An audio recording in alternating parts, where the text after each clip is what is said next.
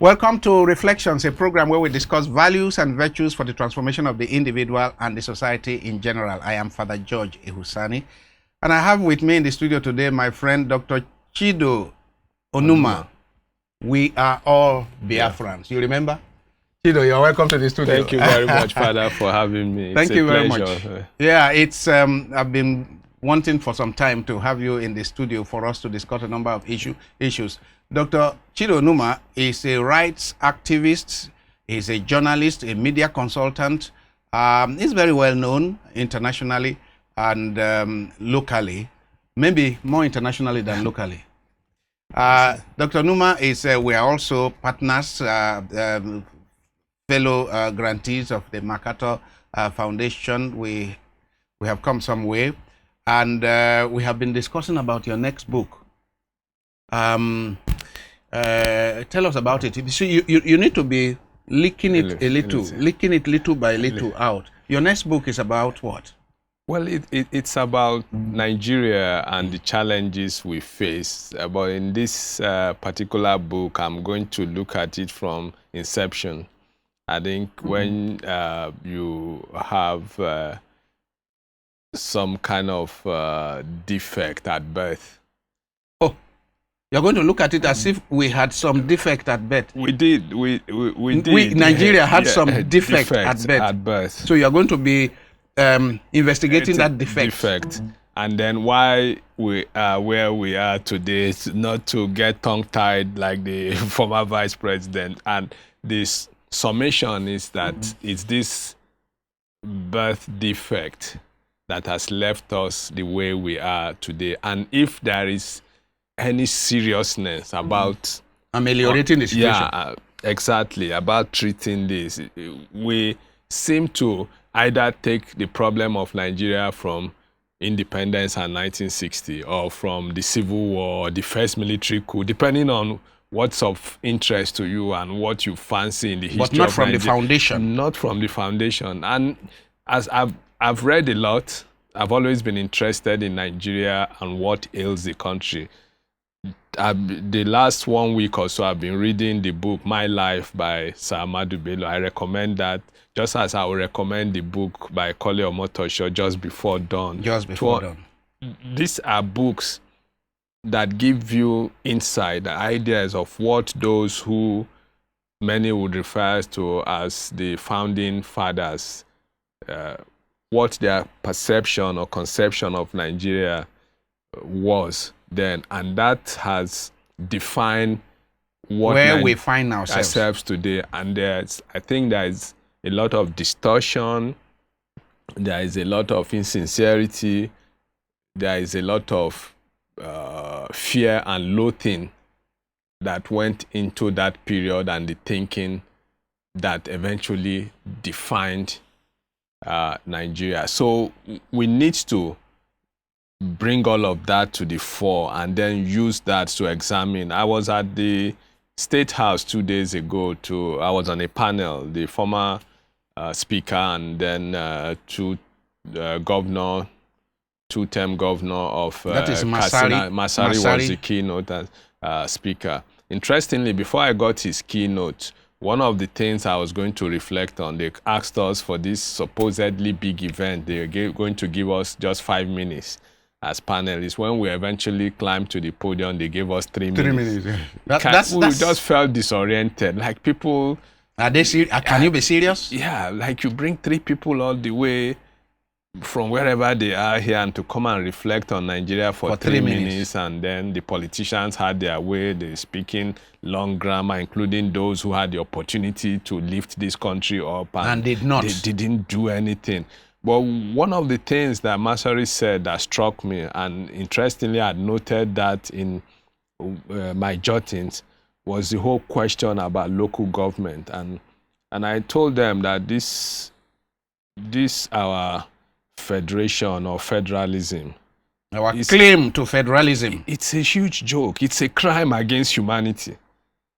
And I lived and worked in many countries around the world, but also researched. So when you look at how do you create local governments and enshrine them in the Constitution, it simply means from the outset that you put an end to development. you're telling yourself, because if you look at other countries in Germany, in other parts of Europe and it is the American, states it's the states that so decide whether what they need local government and what or not. Yes. And they can create more local government, according reduce local to government. their needs. So, for example, what would translate to local government in Nigeria, in Canada, for example, you have the small cities and so on.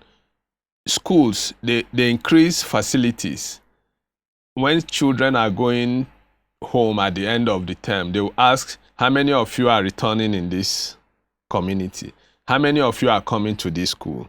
How many of you are moving out of this district? So that helps them to know the number of teachers to bring in, yes, the number of classrooms to create. Every child is supposed to go to the school nearest to in your district. Yes. All the schools in the districts are built in the same way, so there is no incentive to begin move to this, except and it doesn't matter how rich you are, how poor you are. This is what you have just said now. This is one of the things I said recently in my reaction to the into the minimum wage or living wage issue, because I had a short written article in addition to my video release to say that from birth we are segregating Nigerians. We already have apartheid from birth. So the child that is born in the urban slum in Nigeria, see the kind of places they attend called schools, compared to the high level schools, British American or British or Nigerian Britain. They pay stupendously huge school fees for nothing. Yeah, see the one that is Bello and his $720,000. Meanwhile, he left a state where some schools, the roofs are blown off, no windows, and so on. And I'm saying, how can you run a country in the 21st century, 60 years after independence, that is so thoroughly divided, so thoroughly unequal? You know, researchers, I thought we were going to discuss something else, but we can as well discuss this. Researchers have come out to say that genius is distributed evenly in populations. So you have Abuja and you have 5 million people living in Abuja. If geniuses are distributed in according to 10 per 10 million, then you have a 50 then you 10 per 10 million. So if you have 5 million people here, so you have about what number of geniuses evenly distributed. It doesn't matter if they are living in the slums. Yeah. So if you leave your people to grow up in the slums, young people to live, then society loses.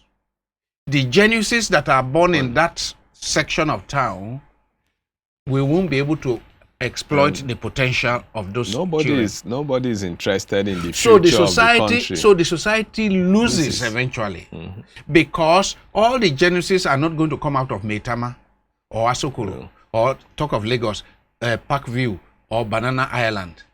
There will be geniuses coming out of Morocco, but they will be destroyed. Because there are no opportunities. Because they have no opportunities. Yeah, and this is the future of any nation. When you talk about young people, the children, youth, because they are the ones. So you're growing a generation of Nigerians that know nothing about their history, how we got to where we are today. So how do you expect them? And not because they don't want to know. But you never give them the opportunity. The opportunities are simply not there. So back to the argument, there is a lot wrong with this country, and that was one of the points I raised. I said we shouldn't be tired of talking about Nigeria. We haven't even started. We have not even started talking. And people say we haven't started. So you look at this issue of local government. If you look at a federation like the United States, for example, so you have the federating units, the states and the national government. Yes. In Canada, is the national government or federal government and the regions.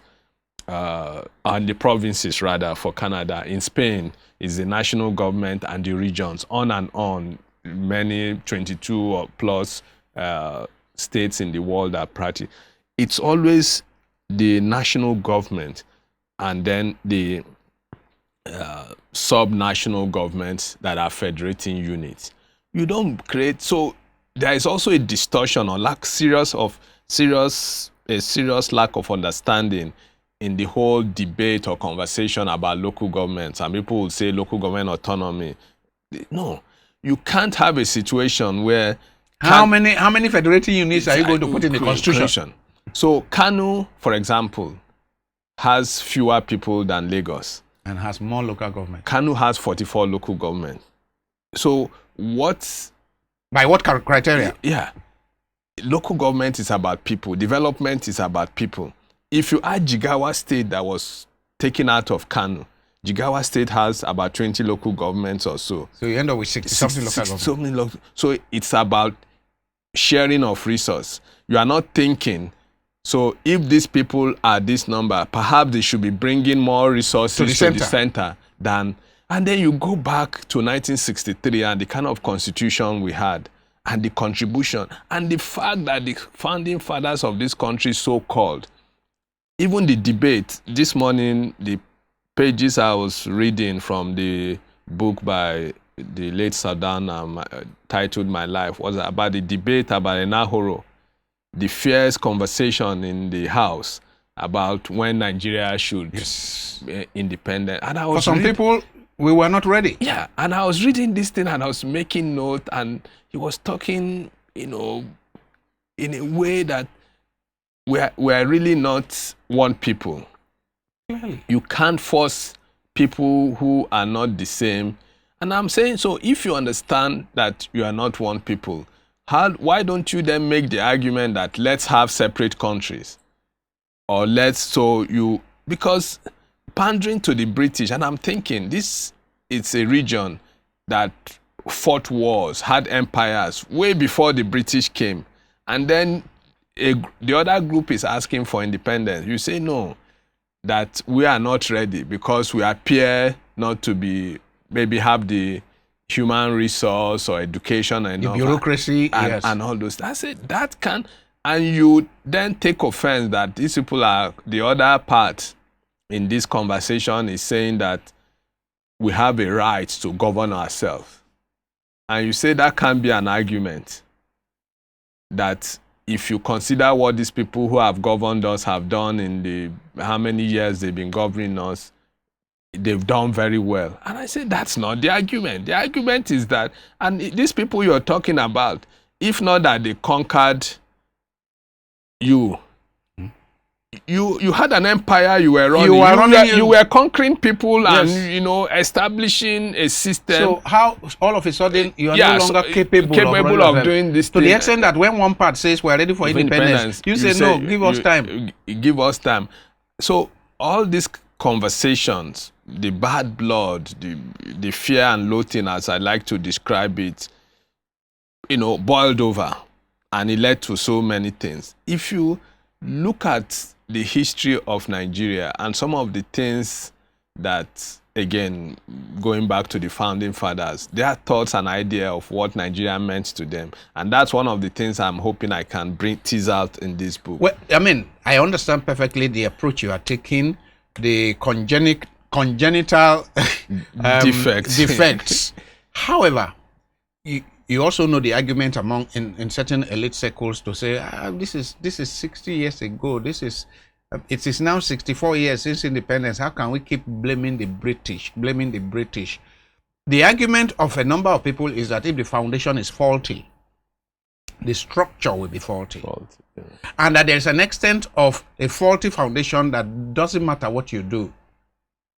So I'll cut you there, and I think that's also the linchpin for my thing. So I make this descriptive analysis of what people said, and I'm not one to be bogged down by the whole question of colonialism and its failure. I say no. So we are here today. This is where we are. What do we do? How do we move? So my argument, therefore, will be that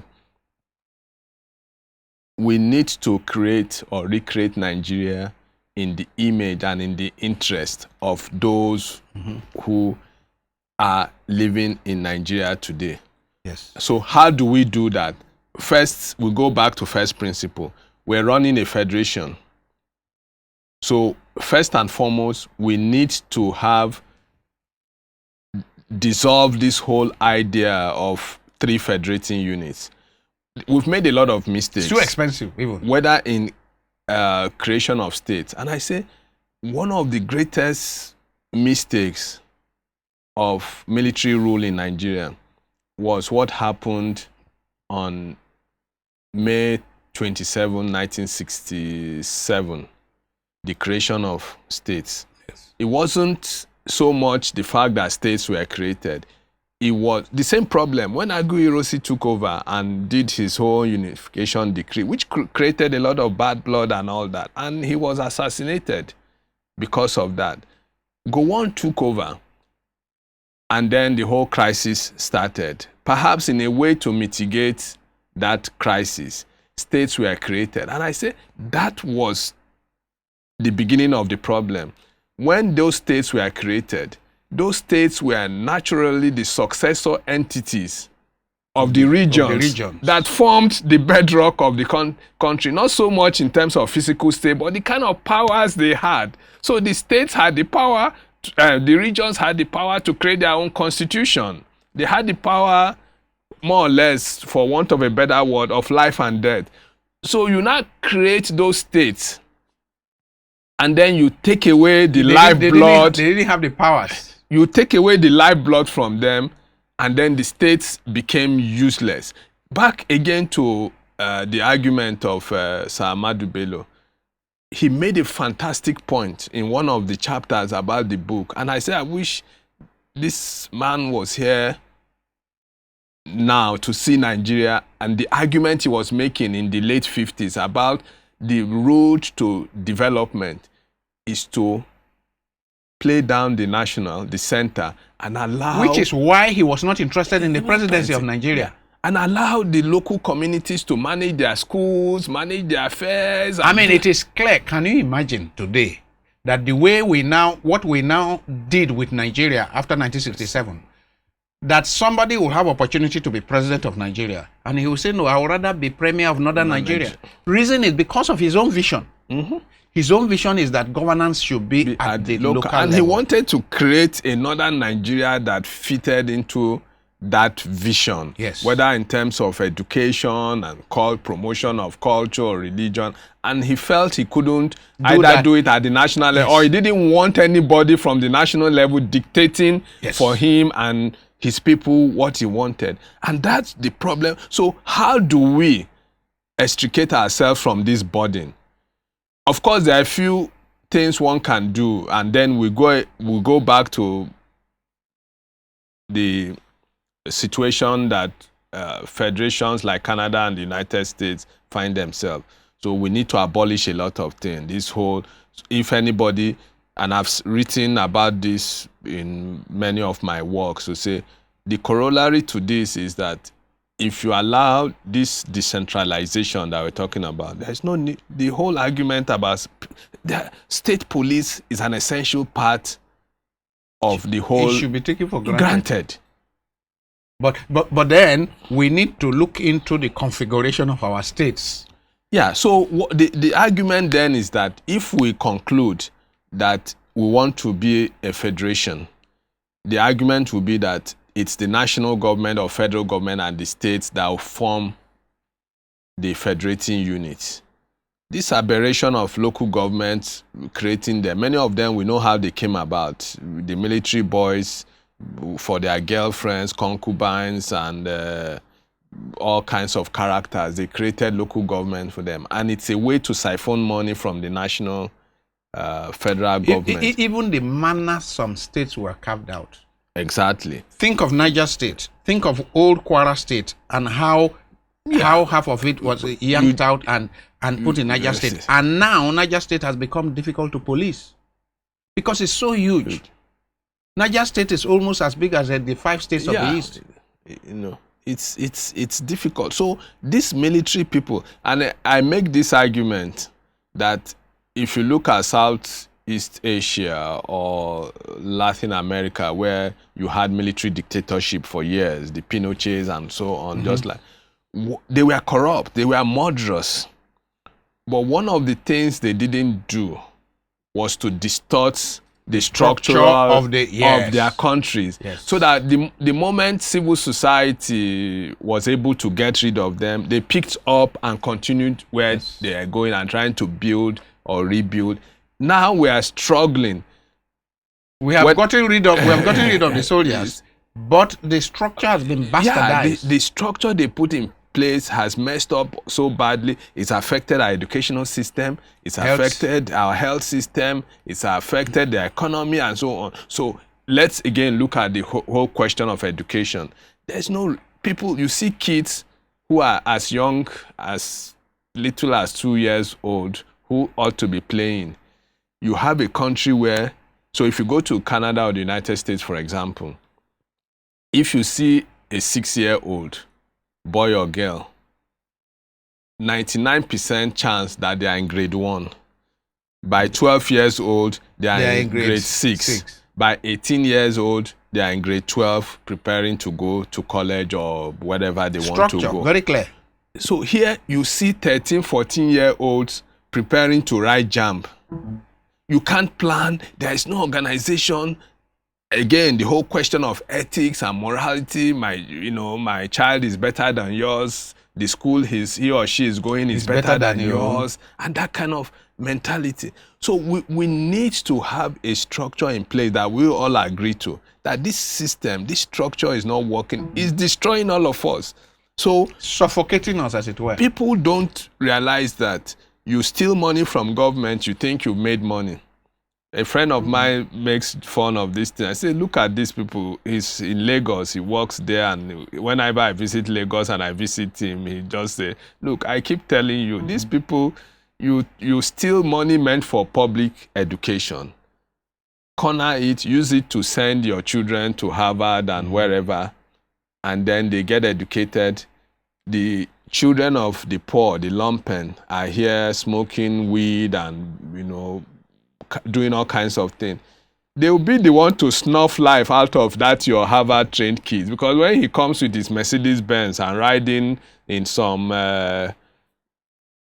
what's it called, road that has all kinds of potholes and something, he will be the one hailing and in Alaye. And if you don't give him what he wants, he will deal with you. He will deal with you. So why don't we create a level playing field, a society that benefits, if not all, at least the majority of our people? And it can be done. It can be done. So when you look at the whole question about local government, autonomy and state, let the states manage the kind of... So in summary form, can you give us what your aspiration and your dream is? What you would desire that Nigeria be in this whole concept of recreating Nigeria? 2 or 3 things quickly. So first and foremost, we have to reorder our federation to say we have a federal government, devolution of power, scrap the whole local government thing, not scrap it in the sense that they won't exist, but let states have the power to decide. So whatever revenue generation, let states generate whatever you can do. So if Ekiti State has the power to produce professors, they can export professors to other states. If Zamfara State has gold, let it mine its gold and contribute to the federal government. But there is also the other part of this, that then every Nigeria remains, because you hear argument that, and this is one of the issues I had tried to address in the book, there was a time people were deported from Lagos when Fashola was governor. Here was a senior advocate of Nigeria making a nonsensical argument. Like, this is a Nigerian. Every Nigerian is entitled. I can say I don't have a state. I'm a Nigerian. Yes. I can say that. So why would you deport anybody within their own country? Something similar happened recently. Even. They do this. I think Osun and one state had the same problem. Imo and Abia state.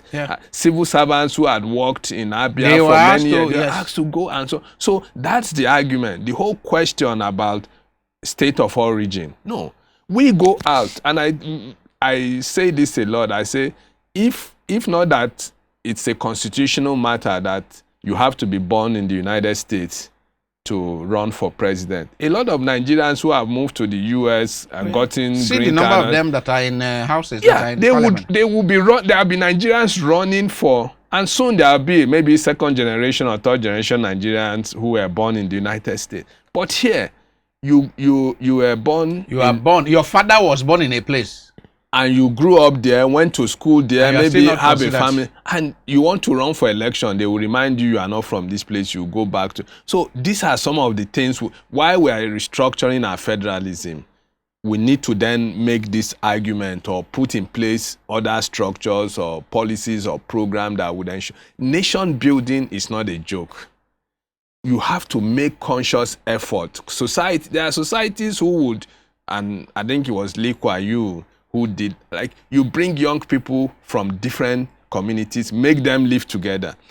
A young man, about 10, 15 years ago, a young man met me, and he was interested in the argument I had made in my book, Time to Reclaim Nigeria, about national unity. I said, what can we do? So I said, look, we can start somewhere. We can start a name project, for example, and say, if you're do NYSC, you have children, you get married, there will be incentive for you. You marry from another ethnic group, thing, and then you have children, mix. Here, you go out, you comment, everybody judges you.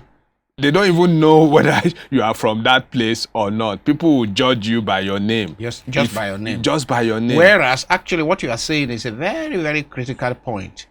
Can we do some experiment with name? So that you are living in Ebonyi, you give your children names from that area. With a view that if this begins to happen all over the place, in another 100 years, we would have been so mixed that... In a decade, you have children who are 10 years old. These are, because many kids who are 10 years old are the ones on social media, and they are the future of this country. Yes. So you have a kid who is Bola, maybe Chikudi or Chima and something else. You don't know who nobody is asking you. You wake up today, you are in Zamfara, you decide to carry your bag and go to Sokoto or go to Badagry and leave, pay your tax there. Finish. You are a citizen of and you are contributing to that community. We still have a primitive approach to nation building. No, we are still talking of ancestral home.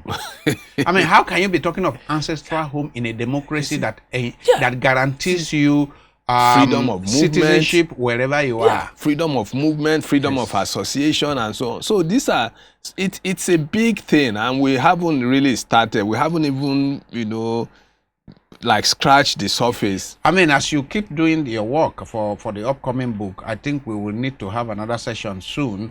But we need to conclude this one now. I've been speaking with Dr. Chido Onumah, media consultant, rights activist, and author. And we have been discussing about reimagining Nigeria, the challenge of reimagining Nigeria, and the various structures that we shall need to demolish, right? So as to erect a new one. Because the foundation of the Nigeria we are living out today, the foundation is faulty. Dr. Onumah calls it congenital defects that need to be taken care of. So we don't need to destroy Nigeria, but we need to revisit our foundation and do something about it. I wish you success in this work. Thank you very much. And we shall need to keep coming, to the studio to discuss these matters, because the members of the public need to be carried along in these discussions. Thank you very much. Thank you very much. Thank you. It's a pleasure. Thank you. Yeah.